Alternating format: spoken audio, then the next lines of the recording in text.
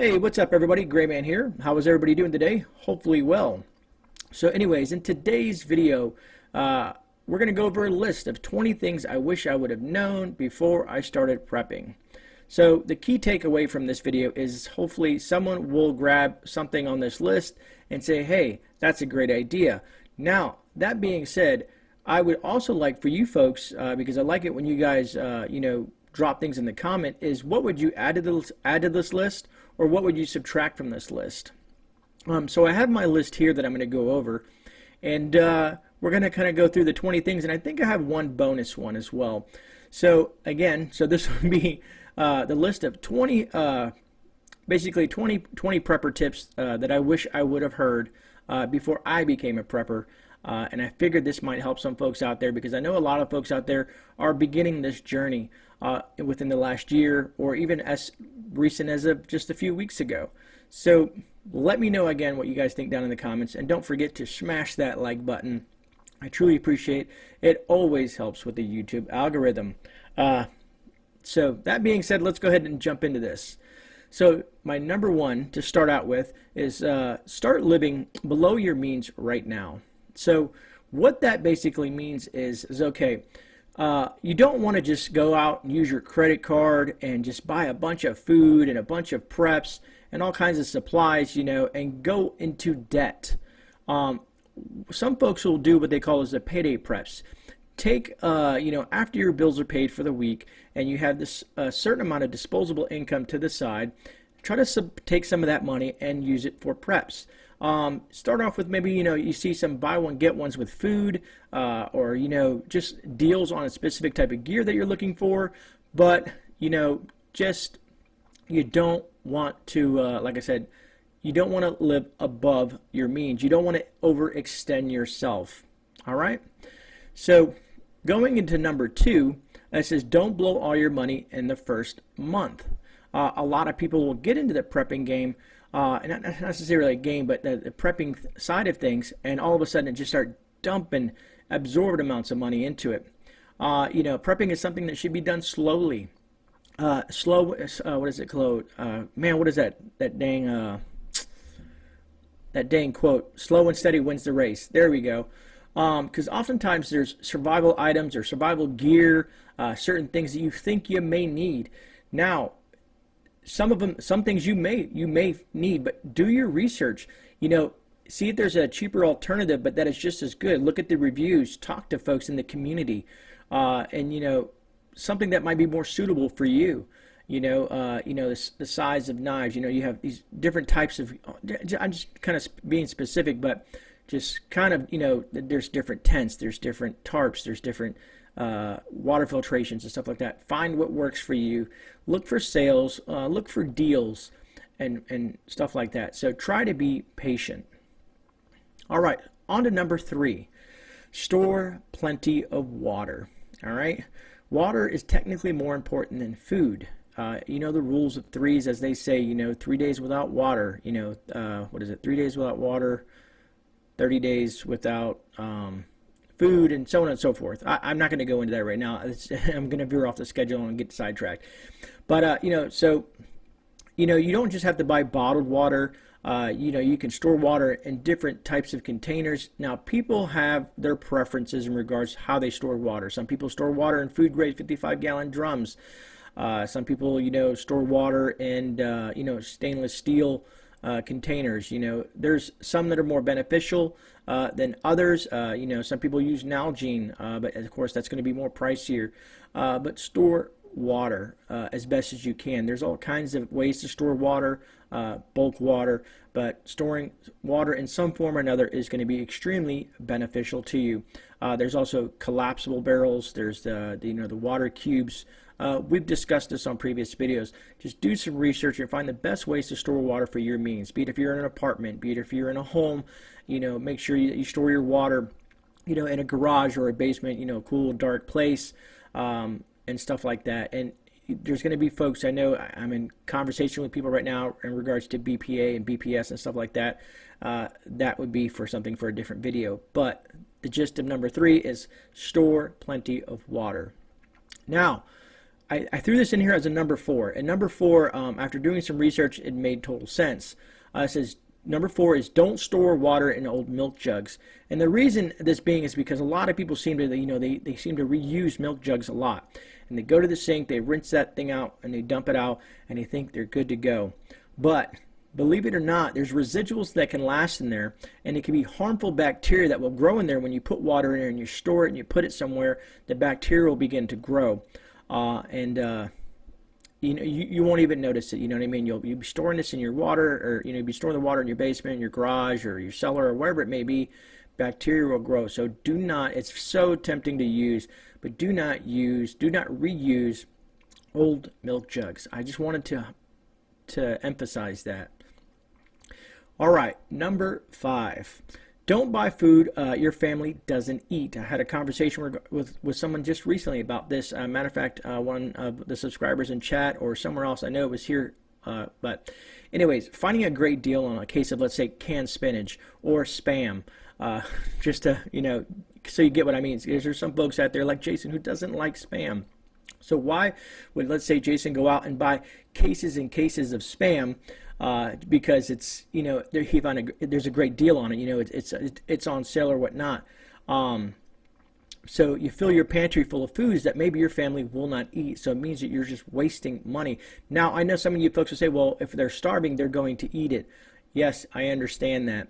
But, there's some family members that may refuse to eat it, and it may be harmful to them. But it's just basically, you don't want to waste your time, you don't want to waste your money, you don't want to waste the space. So try to gauge with most of your family that you're prepping for, what they like to consume, what they eat, and then kind of use that as a basis for what you're prepping, because you don't want to just go out, as you personally don't want to buy for your family and be like, okay, well, I'm going to buy a bunch of this and no one like it. You kind of want to be somewhat happy in regards to if you're in a survival situation and you have to consume these meals. So try to, be thoughtful of what your family is. Have a conversation with the people that you're prepping for and buy the foods that you think will work best for your family, because it differs from each family or each person. All right. So number 6, store more than just canned food. There's an idea that a food pantry must be loaded and loaded and loaded with canned foods and nothing else. Yes, this idea exists. There's some folks that tell you they all they do is stock canned foods and canned foods. But you want to have a variety, of stuff. You want to have, you can have canned foods. You want to have, freeze-dried foods. You want to have, canning, canning versus can, like can that you buy at the store and then canning that you do yourself. You want to diversify your diet. People will get bored with certain things. So you kind of want to, have a little bit of everything in there and watch certain things, a lot of long-term storage things, let's say like an MRE or something like that. They're extra high in sodium, and yes, you need salt, but there's only a certain amount of salt your body can need. Learn people's dietary restrictions and things like that. So you want to diversify what you're prepping in regards to food. So just store more than just canned food. All right. This one, number 7, is something that I learned the hard way myself when I first started doing this. Number 7 is use sturdy shelves. Use sturdy shelves for your preps. Some people try to, cheap out and get extremely the cheap, fragile plastics because, they're $19.99 for a 4-tier shelf. So if you can, build these shelves yourself. I know lumber is really exorbitant now, which is tough. If you can find pallets. Anyways, if you can, build sturdy shelves. Because the flimsy shelves are going to fall apart. And when you start piling food on there and you start piling things, just imagine you have your whole shelf stacked with all your canned goods and freeze-dried stuff and gear and whatnot, and you have it all organized, and then it collapses on you and turns into a big mess. You may even, break some of the stuff that you have stored. Let's say if you have some sort of medicines or you have some sort of freeze-dried foods, and all that weight comes down and crushes that stuff. So please use sturdy shelves, for your preps. And some people have other types of preps and they use hooks and stuff like that, but I'm not going to go into that. All right. Second, and this is something that I learned over the years, or not second, but number 8. I put a bullet point on here so I can stay focused. But anyways, number 8, don't put all your preps in one place. Now, you never know when something is going to happen. Let's say a hurricane, a wildfire, a tornado, your home burns down. Who knows what may happen? So don't put all your preps in one place. Now, I know some folks are going to say, well, I'm not leaving where I'm at. I understand where you're coming from. And some people will say, I rather, if I'm going to go in my own pile of brass. I get you. But for your family, try to diversify where you keep your preps. If you can have a storage unit with a certain distance away that you can get to in a good manner of time, have a secondary place where you store preps. Just in case anything happens. Maybe there's nothing going on. Maybe your house catches fire, something happens, lightning strikes, burns down your home. We've seen community members go through this and they have lost everything. So even if you're a homesteader, have an off-site location with backup preps. I just feel it's extremely important. If you want to do caches, I've seen folks do caches, in certain spots. However you want to do it. I use the storage facilities because in a worst case scenario, I can get to them. And, some people say, well, if the world ended, how would you get to them? I can get to them. Trust me. If they're still there, there's just ways. But there's a lot of different things that you can do. Maybe at a friend's house, maybe at someone in your MAG, a mutual assistant group, someone else, have off-site locations for your preps. All right. Hopefully I emphasized that enough. I've seen so many bad things happen to someone's home. Or let's say they have a specific shed. I just seen things go south and then they are without. Then they have to start all over after years and years and years of prepping. All right, where am I at? Number 9. There's more to prepping than how much you store. This is and the reason I wanted to add this is it takes knowledge and skill as well. There are many skills that you might need. So I always tell everybody to get training, get some hands-on experience, have a library of reference. I got this new book because I have the Peterson's Field Guides. Whoops, I hit my mic here. I have the Peterson Field Guides for, for edibles and medicinals, but I wanted something specific, specifically, come on, focus. I wanted something specifically to my location. This is specifically to the state of Florida in regards to wild edibles. So where was I'm getting lost here. Anyways, now skills, let's say people who know how to do construction, plumbing, know how to start fires, hunting, fishing, so on and so forth. There's many skills. And of course, my phone is going off. Let me actually maybe mute this. Sorry, folks. I always forget to mute this dang phone here. There we go. Now nobody can bother me. Where was I? My apologies. But anyways, like I said, go out and see if you can get a Stop the Bleed class. Go out and take a trauma class, first aid, CPR. Have a library of reference. Build your prepper library. I can't emphasize that enough. Books are extremely important. If you even look at some of the books that you can find, one of these books here, this book is highly recommended by a lot of preppers, and it's such a great book. Matter of fact, if I can, I may throw some of these books down in the description and put links for them. Anyways, but I'm just very adamant about some of this stuff, so I do apologize if I seem I'm getting really, passionate about it. All right, so we're on to number 10. Number 10, don't forget about hygiene and sanitation. Stocking up on toilet paper, soap, are just as important as food and water. You have to stay clean in order to avoid becoming sick. As someone who is extremely dirty, I know. Just think about it. If you don't brush your teeth for several weeks or months, the tooth pain, toothaches. If you don't clean certain areas of your body, infections will fester. And getting sick during a survival situation is not fun, and it can be life-threatening. But and you have to ponder this. In a shift event, the hospitals won't be there for you. They can be closed. They can be overrun. There can be so many issues that you can run into.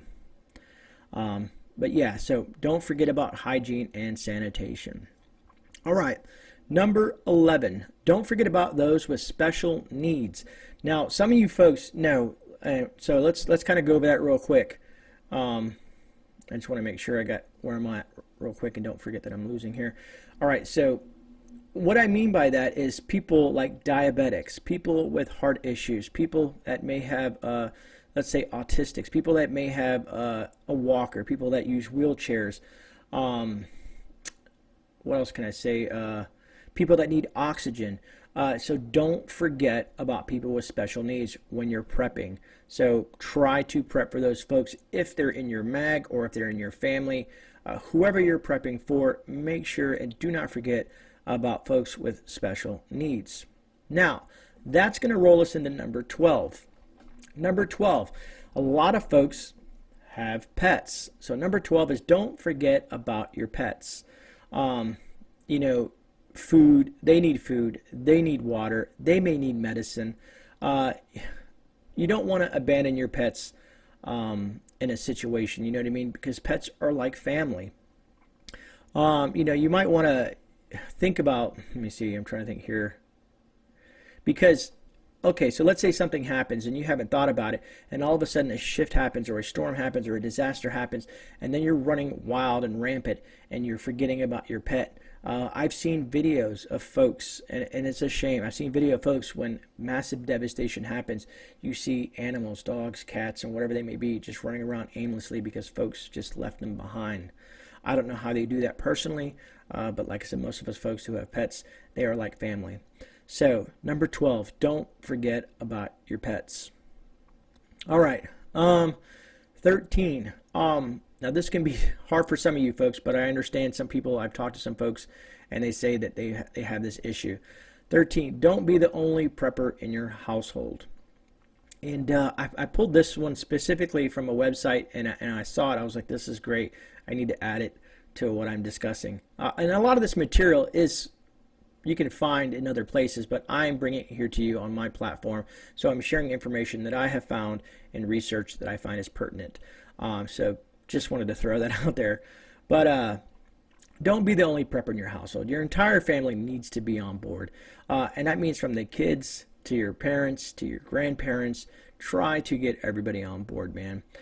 Try to get them as excited as you are. Kind of explain to them, break down prepping, and explain to them that this is an insurance policy for survival. You know what I mean? It's just like I said, I think Alaska Prepper has said this. It's like having car insurance. People have car insurance in case something happens. Being a prepper is also an insurance thing, as in case something happens, in case a hurricane happens, in case a power outage happens, in case anything happens. So try to get these family members involved. Make it fun. You know, kind of go over plans. Take them out in the woods. You know, and get them familiarized and show them that there is some things that you can do as a family. Let's say gardening, teaching each other a different skill. Let's say canning. You know, make it so that it's intriguing and interesting, and show the reasons and the benefits of becoming a prepper. All right, so that being said, number 14, don't tell everyone about your preps. And I know what some people are going to say. Gray, you're on YouTube talking about preps. But trust me, folks, I may show 10 to 20% of what I prep. It goes way beyond what I bring onto YouTube. All right, so I'm going to leave that there.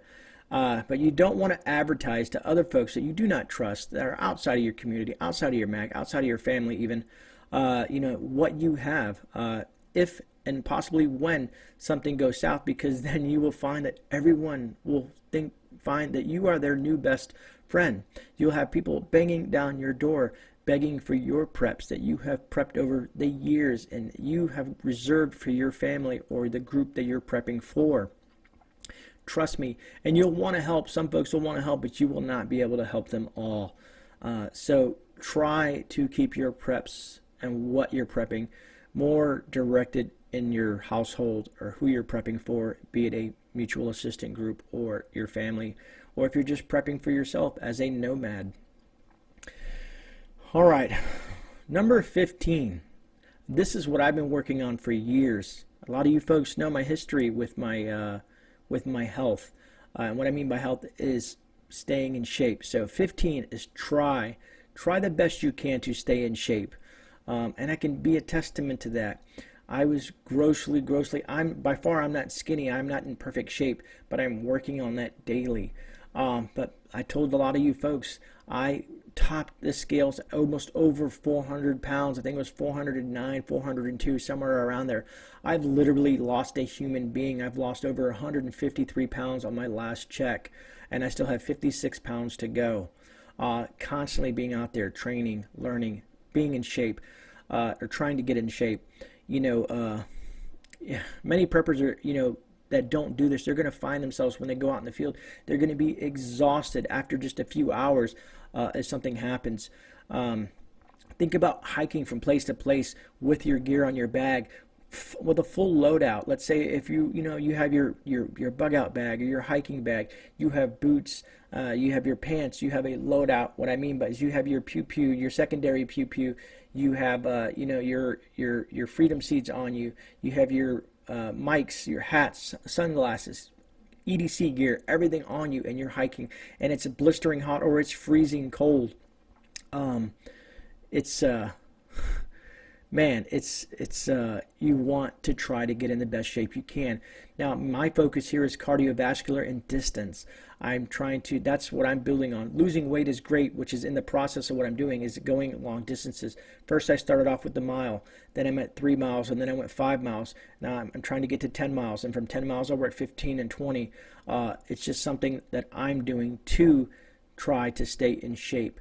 And now, yes, I am an older gentleman, not as old as some folks, but I know some of that can be things. If you have a pool, do some low impact exercises. There's lots of things that you can do to stay in shape. Some of you guys work from home. If you have options to, let's say treadmills or anything that you can get out and get that your blood moving and that cardiovascular going, try to stay in shape. And also, eating healthy, consuming the right things will also benefit you down the road. So number 15, try to stay in shape. All right. That being said, and I touched on it just now, number 16, don't assume that your stockpile of pews and freedom seeds will keep you safe. I know some of you folks may not agree with this. Now, I'm not saying that you should not stockpile this, because I am and some people will call me a borderline hoarder when it comes to stockpiling freedom seeds and whatnot. But what I'm saying is your best bet is to avoid confrontation. Learn how to be stealthy. Learn how to not draw attention to yourself. You're not the only one with pews out there. A lot of other folks do too. Maybe they're not as trained as well as you, but let's say there's your family, there's a family of 5, but there's a group of 50 and they have pews. You want to not draw attention to yourself. You want to be as stealthy as possible if you're out there looking for supplies or whatever the case may be. So just the reason I want to throw that is yes, it's a good thing to prep, but just don't count on that solely. Now there's some folks like, well, I'm going to be a marauder. Good for you. That's what you want to do. That's the route you want to take. That's your choice. But for most folks, they're God-fearing, loving human beings that are in a different mindset. So that being said, just don't make that assumption that that's all you need. So you want to think beyond that, at least for most folks. All right, where are we at? Number 17. Number 17, have a plan for getting home. Now, this means it could be mean from your job. It could be mean from if you're stuck at a grocery store. Wherever something may happen, have a plan for getting home. Many people forget that things aren't pre-planned. A massive power outage, a shift event, anything. It doesn't say, okay, it's 1 p.m. on May 3rd, blah, blah, blah. Now there's a power outage, and boom, it doesn't happen like that. So, this can happen, think about your children at school, like I said, at work, anywhere. You could be stuck at the grocery store. Let's say you're stuck at a big box store, the power goes out, shift starts happening. You know, have your EDC ready, have your get home bag in your vehicle, have a preload out in your vehicle. Like I said, just make sure you have a plan for getting home. Make sure you also have a plan with your family. If worst case scenario, you have a plan where you're going to meet at. You know, if you have a specific designation, if it's not home, where else? If everybody's spread out somewhere, have a designated place where you're going to meet and then move from there. So again, 17, have a plan for getting home. All right, so let me see. Oh, I drank all my water. All right, so number 18, don't make assumptions about what will happen. Okay, so some people just assume that they're going to have to bug out. They have like, okay, no matter what happens, I'm going to bug out. Others assume like, no matter what happens, I'm going to bug in. And I know this can be a touchy thing because some people are, well, you know, I'm not going to be leaving where I am. I'm bugging in no matter what. And some folks, that's maybe the only choice that they have. But you just don't know what's going to happen. You know, just have a plan A, a plan B, a plan C, D, and E. Have multiple plans. Have backup plan after backup plan. Like I had a discussion one time, I think it might have been Jason over at the Angry Prepper. He stated, okay, let's say you're at your home. This is where you're bugging in at. There's a nasty group in the area that you're living in, and they throw Molotov cocktails at your home. Molotov cocktails, did I say that right? And burn your home down. Sure, you might be able to break some windows and fire some rounds or whatever you may be able to do, but they still may be able to hit you in a large group of folks. So have multiple plans. You know, just don't make an assumption, well, you know, if this happens, this is what I'm doing. Don't assume that you're going to bug in. Don't assume that you're going to bug out. So have multiple plans. So 18, don't make assumptions about what will happen. All right, so number 19 is what you guys usually see me doing on Wednesday.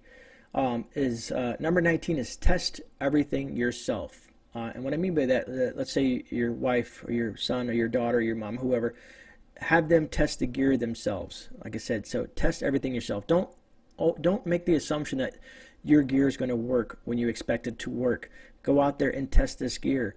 Don't assume that, you know, the tent is not going to leak. Don't assume that the water filter is going to filter water. You want to try your gear out. You want to try things out. If you buy freeze-dried food, if you use Augustin's Farm or ReadyWise or whoever that you use, consume some of that. See how it tastes. See how it keeps. Keep it in rotation. Check things out. You want to test everything out. And also, that being said, is be redundant. And what I mean by redundant is, you guys have always seen me. If I don't have lighters to start a fire, I have a ferro rod to start a fire. Or, you know, you want to have multiple ways. You also want to, let's say you have a tool, let's say like a multi-tool, something that has multiple uses for it. It will decrease the weight that you have to carry around you, but also, you know, you don't. If let's say your folded knife is, or your whatever happens, you have more than just one option for gear. You know what I mean? Let's say you have, let's say, a tool set, but you lose that tool set. But then, hey, you have a Leatherman that has a flathead screwdriver, a knife, a can opener, and all that stuff like that. So, like I said, have multiple things, different types of tools. You know, you don't want to have. I guess you don't want to have. Let me see. How do I put this? I'm trying to think of You just want to have the capability of what you're carrying. Hopefully, it has many uses. Like I said, let's say like a multi-tool. Some people have certain knives that, you know, that can break windows, that have, let's say, a serrated edge that has a, you know, a sharp edge. You know, I'm trying to see if I'm getting this out right. But anyways, so you don't. Okay, let's use this. Let's say you have a silky saw, then you have a wire saw, and then you have a saw on your yeah, that thing, your multi-tool, and then you have a bow saw, and then you have all these saws. Yes, I understand, but I guess this is not making sense. You know, I'm trying to, I know Gray. Hopefully that made sense. I don't know what I'm trying to say, but I'm just saying, I don't know what I'm saying at the moment. Man, I confused myself with this. Pretty hilarious, eh? And I'm not going to cut this out because I'm being honest with you. I'm being real. as real as I can be. Because I'm trying to explain, what I'm trying to explain is test everything yourself. Is just test all the gear that you have. And you don't want to have redundant gear, but have multiple items that you may have to start fires. You know, you don't want to have 75 lighters, but not, let's say, no ferro rods or whatnot. Hopefully you guys can get something out of that. I've confused myself with it, so I'm going to step away from it now before I confuse it anymore, being that I'm at the end of this. I'm at number 20. Anyways, like I said, you guys have things to add to this, drop them down in the comments, because I want to see things that you guys would add or subtract or, you know, expand on this list. All right, so number 20, take baby steps. You know, what I mean by baby steps is certain things like building greenhouses, building, you know, pens for chickens. What else can I think of? You know, all these different projects. You know, okay, you want to start canning, so you buy a pressure canner, you buy a bunch of canning equipment. You also want to, you know, go full-fledged into gardening. You want to, you know, so what I mean is pick a project, work that project, learn that project, finish that project, if that makes sense. Now you can do small things, but focus. So you want to take that baby step. You don't want to just jump into everything at one moment and try to tackle many projects at one time. Let's say let's say it's a homesteader and they're working on a compost bin. They're working on a greenhouse. They're working on adding an addition to their home. They're working on building a well. They're working on putting fencing up. You can't do it all at the same time. So focus on one thing, get that project knocked out, and then move to the next. So that kind of gives you some organization. So take a baby step. You know, take that small step, start that project, finish that project, and then move forward from that project, and then go on to the next project. You don't want to try to diversify yourself so much that you're over extenuating yourself and it just everything gets confused, everything gets partially done, something happens, and nothing's done. So if you can, try to focus or delegate. If you have multiple folks with multiple skills, all right, A and B are going to work on the greenhouse. C and D, you guys work on the fencing. D and E, you guys start finishing up the well. If you have that many folks in your group or family members. All right. So those are, you know, basically my 20 tips that I'm kind of sharing with you folks that I wish I knew that when I began prepping, someone had have told me, because it would have prevented me from making certain mistakes throughout my stint in regards to when I started prepping and to where I'm at now. Hopefully some of you guys will take away some good information from this, who are people who are just getting into prepping, who had just started prepping within the last year. Maybe some of you experienced preppers can even add to this, or maybe you guys have picked up something from this. I'd like to hear from all you folks out there. So don't forget to subscribe, like, and share. It helps the YouTube algorithm. And bingo, since you've waited to the end of this video and watched the entire video for what it is, I will throw a bonus bonus tip out there. We'll call this the bonus on the end of this list. Sorry. Don't make the assumption that the world is going to end tomorrow. Yes, it technically could. The world could technically end tomorrow. It could end in an hour from now. But don't focus on that. You know, you don't want to panic and do panic buying. You don't want to make bad decisions. You don't want to rush things. Just be prepared. Start prepping, but enjoy life, because life is the key to happiness. Enjoy being with your family, spending time with your family. Don't become so focused on prepping for the doomsday or the end of the world that you forget to enjoy what you have today. And keep in mind that the end of the world may never happen. And I know some people are like, no, Gray, it's going to happen. No, it may not in your lifetime. Something will happen. There's always something that will happen. Storms, hurricanes, whatever the case may be, something will happen. It's just a matter of time. Just like, I'm going to use this for an example. And what I mean by your life expectancy, if you're, you know, in your lifetime, what's going to happen? Our sun, everybody knows what the sun is. If you look at the way a star works, you know, stars eventually die out. First they will turn into a red giant and they expand. And as the star expands, it will swallow up planets around it. So when our sun, if it hasn't hit that transition where it becomes red giant, it'll swallow Mercury, Venus, Earth, and I think something else, if I recall correctly from learning in my education in school and college. and then it will condense into a white dwarf, and then it will collapse on itself, creating a black hole. So eventually the Earth will end. You know, I'm just using that for an example. There might be a massive CME. There could be an asteroid. It could be an EMP. It could be a war. It could be whatever. But try not to focus on that, man.